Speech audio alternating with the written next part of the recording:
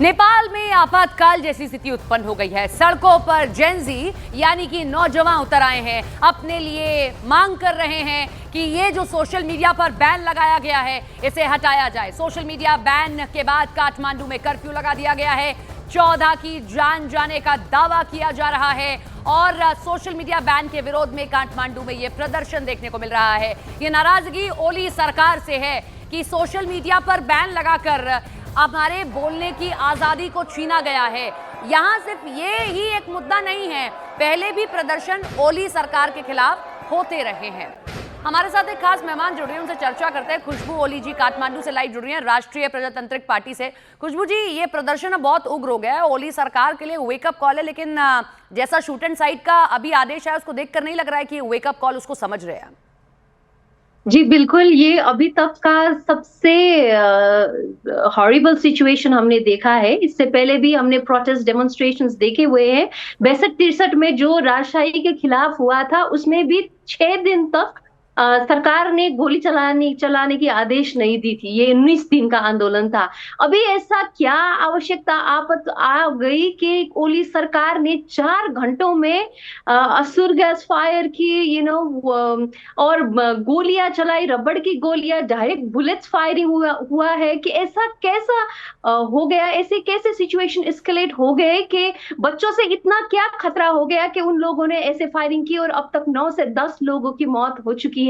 Hospitals में जहां पे इनके उपचार हो रही थी उस हॉस्पिटल में 25 से ज्यादा असुर गैस आप एक राजनीतिक पार्टी से ताल्लुकात रखती हैं, इसलिए मैं आपसे ये सवाल कर रही हूँ। अभी सरकार के नुमाइंदे को हमने सुना था, वो हमारे साथ जुड़े थे, उन्होंने कहा कि भाई ये तो कोर्ट का फैसला है, हमने तो सिर्फ लागू किया है, और अगर कुछ देश के खिलाफ है उसको लागू करने में दिक्कत क्यों हो रही है भाई?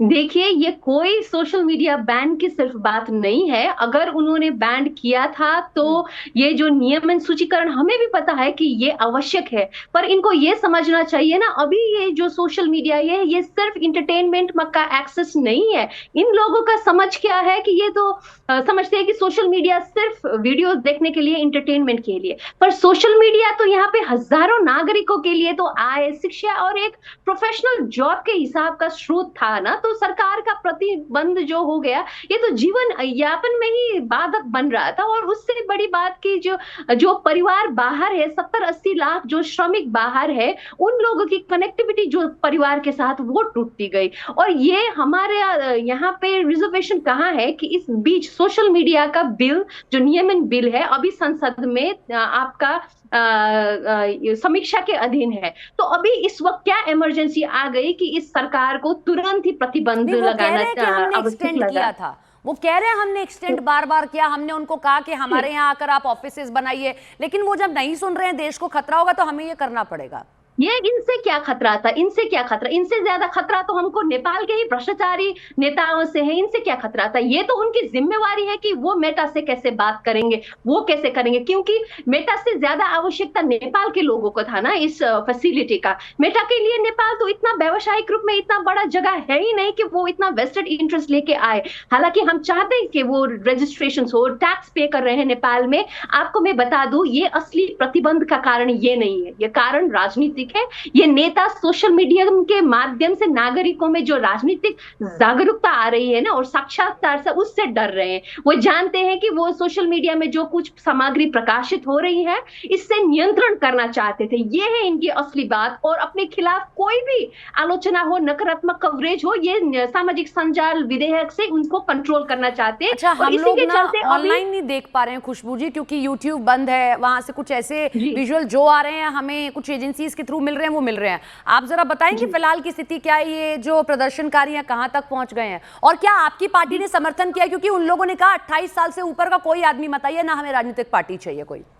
नहीं, बिल्कुल बिल्कुल हमने पूर्ण समर्थन किया हुआ है, क्योंकि हमारे पार्टी में भी यंग जनरेशंस है जो इस देश में स्थिरता और स्थायित्व चाहते हैं। और ये है कि 28 से ज्यादा नहीं आने का मतलब ये होता है कि इन लोगों का कि ये चाहते कि ये लीड करें, और हमने इनको लीड करने भी दिया, क्योंकि हम चाहते हैं जब नागरिक यंगस्टर्स जो पहले बोलते थे कि राजनीतिक एक डर्टी गेम है, फोरी खेल है, गंदी खेल है बोल रहे थे, वो सचेत होके अभी करप्शन के विरुद्ध अगर सड़क में आना, लीड करना चाहते हैं, तो हम को इतना समझ आना चाहिए कि इसको गैर राजनीतिक ही बनाए, और हमने इसमें कोई पॉलिटिकल एजेंडा नहीं डाला, हमने पॉलिटिकल इंटरेस्ट और कोई भी नहीं डाला। ये स्फूर्त रूप में बच्चों का था, और इन लोगों ने स्पष्ट, देखिए पूरी तरह स्पष्ट किया हुआ था कि ये केवल स्टूडेंट्स करेंगे, यंगस्टर्स करेंगे, और सार्वजनिक रूप में शांतिपूर्ण हिसाब से करेंगे, कोई हिंसा में शामिल नहीं होगा, कोई सार्वजनिक संपत्ति को देखिए ये डिस्ट्रॉय नहीं करेंगे। पर फिर भी राज्य ने इनके खिलाफ इतना बल, अत्यधिक बल प्रयोग किया, और हमें क्या पता है कि हमको तो एक्सपीरियंस है ना, जब इससे पहले आरपीपी ने आंदोलन किया था तो इन लोगों ने, सरकार ने ही घुसपैठ कराया था, ऊपर से छत छत के गोलियां डाल रहे थे। आज भी बच्चों के ऊपर छत से गोली डाल रहे हो, देखिए हेड पे शूट कर रहे हैं। कौन करता है ये सब? ये तो प्रोटोकॉल भी नहीं देता है ना कि लेकिन करप्शन कैसा हुआ? जो आप लोग कह रहे हैं कि करप्शन हुआ, ये सिर्फ सोशल मीडिया के खिलाफ एक प्रदर्शन नहीं है, क्या करप्शन मेन हुआ ओली सरकार की ओर से? और मुझे लगता है कि लोग डेमोक्रेसी की मांग करते हैं, लेकिन नेपाल में तो फिर से राजतंत्र की मांग हो रही है, क्यों? ऐसा प्रमुख कारण क्या दिख रहा है? देखिए, जो गणतंत्र आने के बाद जो अपेक्षा गणतंत्रवादी नेपाल की जनता ने सरकार से की थी कि वो जवाबदेही होंगे, देश में सुशासन आएगा और देश में समान अवसर मिलेंगे, ये नहीं हुआ। यहाँ पे अभी भी ये लोग देखिए राजनीति के नाम पे अपने ही लोगों को व्यवस्थित कर रहे हैं। यहाँ पे संघीयता लागू हुआ, पर वहां पे भी सिर्फ अपने नेताओं की व्यवस्थापन, उनके आय आर्जन, और नेपाल का बजट भी देखिए, वो लोग अपने पार्टी के लीडर्स के नाम पे अरबों का बजट डाल रहे हैं, जब यहाँ पे लोग शिक्षा, स्वास्थ्य, एक बेसिक सिटामोल के लिए, एक बेसिक औषधि उपचार के लिए तरस रहे हैं। ये लोग इतना लैविश लाइफस्टाइल कर रहे हैं, इतना आलीशान महल बना रहे हैं, तो इससे लोगों को ट्रिगर हुआ। और सबसे बड़ी बात देखिए, 2 दिन भ्रष्टाचार का तो आप पूछेंगे क्या क्या भ्रष्टाचार हुआ है, मैं आपको इतना लिस्ट दूंगी, ये बता ही नहीं पाऊंगी इस प्रोग्राम में। आप ये पूछिए कि कहाँ भ्रष्टाचार नहीं हुआ है, तो नेपाल में ऐसी कोई जगह नहीं है जहां पे भ्रष्टाचार नहीं हुआ है। इन लोगों को रहते ऐसी कोई जगह ही नहीं बची, चाहे आप प्रशासन की बात करिए, कोई भी, शिक्षा, स्वास्थ्य, न्यायालय, हर एक जगह पे भ्रष्टाचार की वजह से। प्रदर्शन बांग्लादेश में हुआ था, और वहाँ की जो सबसे बड़ी नेत्री हैं उनको बहुत जल्द देश छोड़कर जाना पड़ा था, वहां पर भी युवाओं ने कमान संभाल ली थी। फिलहाल की स्थिति नेपाल की कुछ ऐसी बनती देख रही है कि यही होने वाला है फिर से? देखिए, हमने जब बच्चों ने, हमने तो नहीं, बच्चों ने जब ये लीड किया था, उन लोगों ने क्लियरली बोला हुआ था कि हम नहीं चाहते कि श्रीलंका के जैसे या इंडोनेशिया, बांग्लादेश के जैसे जाके आग लगा दे, डैमेज करे पार्लियामेंट को। इंटरप्ट कर रही हूँ मैं आपको, माफी के साथ में। मैं फिर से लौटूंगी आपके पास में, एक बार जरा दर्शकों को तस्वीरें दिखा दे, फिर मैं आपका फिर से रुक कर रही हूँ, आपकी बात पूरी करवाती हूँ। ये तस्वीरें जरा आप देखिए,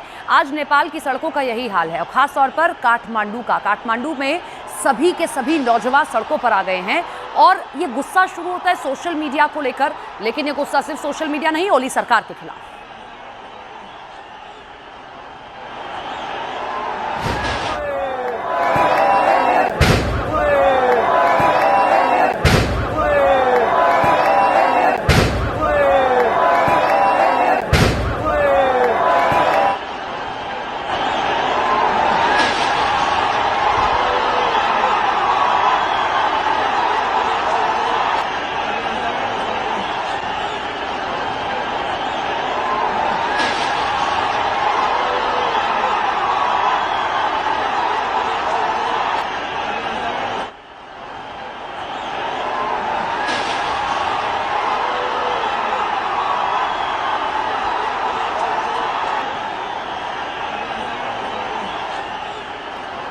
मैं एक बार फिर से खुशबू ओली जी का रुख करती हूँ। खुशबू जी, आप अपनी बात भी पूरी कर दो। और जब मैं सोशल मीडिया के जरिए ही ये सर्च करने की कोशिश कर रही हूँ कि ओली गवर्नमेंट ने क्या क्या वादे किए हुए थे, तो उसमें सबसे बड़ा वादा यही आ रहा है कि इंफ्रास्ट्रक्चर देंगे, हम लोग आर्थिक सुधार करेंगे। लेकिन नेपाल में आर्थिक सुधार की जगह ये तो आर्थिक बिगाड़ हो रहा है जो दिख रहा है। देखिए, ये लास्ट 1 ईयर में उनने कहा था कि वो भ्रष्टाचारियों का मुंह नहीं देखेंगे। तो ये लास्ट 1 ईयर में उनके कैबिनेट के 8 मिनिस्टर्स करप्शन में इन्वॉल्व पाए गए हैं और आरोपित हुए हैं। तो ये बात तो अलग है कि इनके इनके समय में सबसे ज्यादा भ्रष्टाचार हुआ है। और अगर आप सिंपली एग्जांपल लेंगे, दो एयरपोर्ट्स बने हुए हैं, पोखरा एयरपोर्ट और भैरवा एयरपोर्ट, जो इंटरनेशनल फ्लाइट्स के लिए है। और उसका इन्वेस्टिगेशन, भ्रष्टाचार का आरोप आया तो इन्वेस्टिगेशन किया, आरपीपी के प्रेसिडेंट उसके चेयर थे, तो उन्होंने सबमिट किया, सारे पार्टी के कमिटी मेंबर्स से सबमिट किया कि यहाँ पे भ्रष्टाचार हुआ है। पर यहाँ पे कुछ कार्रवाई नहीं हुआ। उसको अभी वो जो व्यक्ति उसमें मेन कन्विक्टेड था, वो अभी ग्लोरीफाइड है नेपाल में, वो ही बहुत पावरफुल है। तो यहाँ पे क्या है कि इनके सरकार के टाइम पे भ्रष्टाचार को सामान्य कर दिया है इन लोगों ने। तो अभी जो सिचुएशन है कि भैरवा एयरपोर्ट है, वहां प्लेन लैंड ही नहीं होते, ये लोग प्लेन खरीदते हैं, ये उड़ते ही नहीं है। देखिए अरबों अरबों को घोटाला हुआ है व्हाइट बॉडी के परचेजिंग में, जो राष्ट्रीय ध्वजवाहक परचेज किया था। भैरवा एयरपोर्ट बनाया, वो भी उसी हालत में है।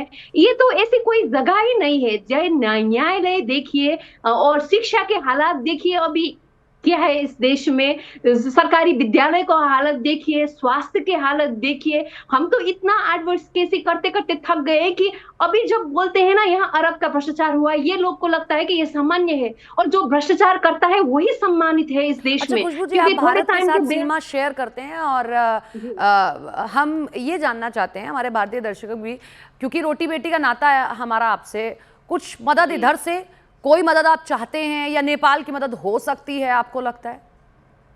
देखिए अभी के हालात में यही है कि प्रेस जो एक्चुअल रियलिटी है वो ही डिस्प्ले कर रहे हैं आप लोग, उस वजह से आई थिंक एक्सप्रेशन ऑफ जो प्रेस आप रियलिटी है वो दिखा दीजिए। क्योंकि नेपाल में तो ये क्या है कि नेपाल में तो है बहुत सारे प्रेस है जो फेयर न्यूज दिखाते हैं, पर बहुत सारे बड़े प्रेस ऐसे होते हैं जो अभी दिखा रहे हैं कि इसमें घुसपैठ किया हुआ है। किसने? राष्ट्रीय प्रजातंत्र पार्टी और राष्ट्रीय स्वतंत्र पार्टी, जो नए पार्टी, जो ये नया पार्टी है राष्ट्रीय स्वतंत्र पार्टी और राष्ट्रीय प्रजातंत्र पार्टी, जो भ्रष्टाचार के विरुद्ध अभी ये दो पार्टी सदन बहिष्कार कर रहे हैं। तो इन लोगों का, नेपाल का प्रेस क्या लिख रहा है कि इन लोगों ने घुसपैठ के ये सिचुएशन एस्केलेट कर दिया। पर ये तो इस सरकार की चरित्र है। पहले भी इन लोगों ने घुसपैठियों को घुसा के हमारा आंदोलन में ऐसे ही पत्रकार को मारा था, निहत्थे लोगों की जान ली थी। अभी इस समय आप देखिए इतना टेंस सिचुएशन है, इतना आंदोलन देखा नेपाल ने, इतना इजी बैरिकेड रखा हुआ है इन लोगों ने। अच्छा, आप ये कह रही हैं कि ये लोग करने दे रहे हैं ऐसा? जल्दी से जवाब। ये करने भी दे रहे हैं और इन्होंने घुसपैठिया डाला हुआ है, जो चाहते थे कि इस नैरेटिव को सेट करे कि युवा हो अराजक है, युवा है, बच्चे अराजक गतिविधि कर रहे हैं, इसलिए हमने दमन लेकिन चलिए हम उम्मीद करते हैं खुशबू जी नेपाल इस आग से बाहर निकले और जल्दी कोई समाधान निकले। हिंसा किसी का समाधान नहीं। शुक्रिया आपका।